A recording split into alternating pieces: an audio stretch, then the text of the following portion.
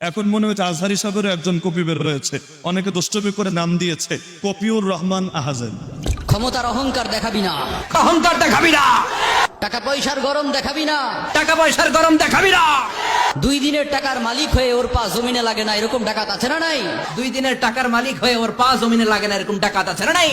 এমন কপি, শব্দ বাক্য দাড়ি কমা ডাইন বাম সব কপি, সব যদি মুখস্থ করে কপি করেই বয়ান করে, বয়ানের মধ্যে রুহানিয়াত থাকবে কেমনে? তার তো মনোযোগ থাকবে ক্যাসেট প্লেয়ার চালানোর দিকে, একটা বাক্য যাতে এদিক সেদিক না হয়। তো পাবলিক কি বুঝলো বা বুঝলো না, কোন কথা জরুরি বা জরুরি না, কার দ্বারা দিনের ফায়দা হবে, এগুলো তো তার দরকার নাই। তার দায়িত্ব হলো ইউটিউবের ভূমিকা পালন করা।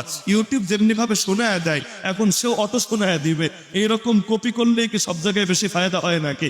এখন লোকে মাপবে কিভাবে? উদাহরণের জন্য বলছিলাম, মাপবে কিভাবে যে এখন আসল জনেরটাও ছাড়বে, নকল জনেরটাও ছাড়বে, যদি মিলে যায় বলবে ঠিক আছে।